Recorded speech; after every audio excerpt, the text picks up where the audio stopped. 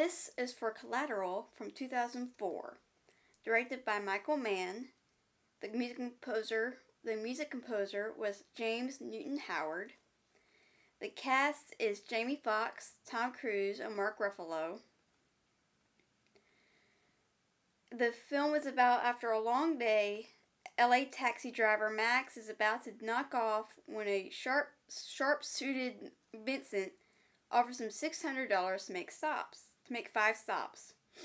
Sounds good until Vincent turns out to be a merciless hitman, and each one of those stops involves a hit.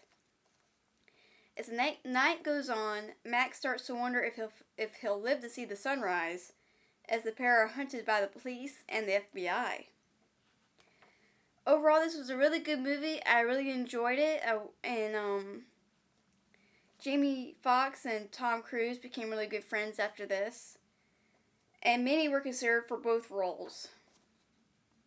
The movie came about when Australian screenwriter Stuart Beattie was only 17 when he took a cab home from the Sydney airport. It was on that ride that he had the idea of a homicidal maniac sitting in the back of the cab, with the driver nonchalantly entering into conversation with him, trusting his passenger implicitly. Beattie drafted his idea into a 2-page treatment.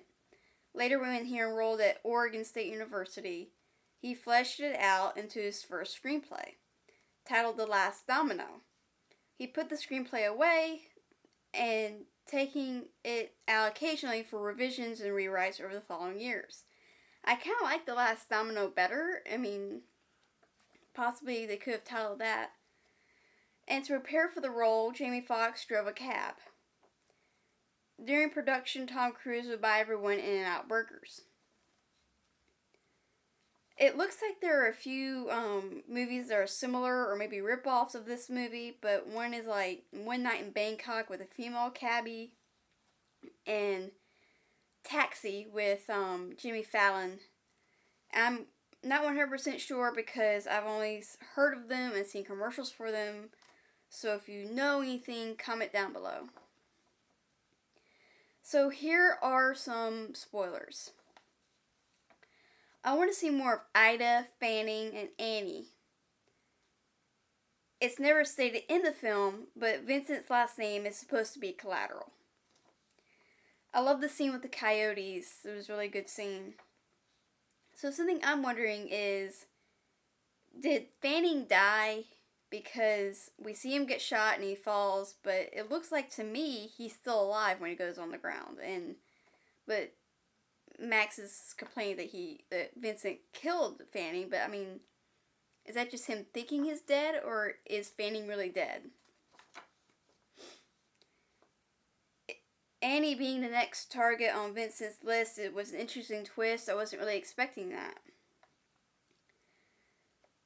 And the scene is so funny when Max tries to throw a trash can through the door window. It just kind of falls at his feet. That was kind of funny. Tom Cruise actually fell over the office chair and tripped, and was left in the film. It would have been interesting if Max had been wounded on the train as well.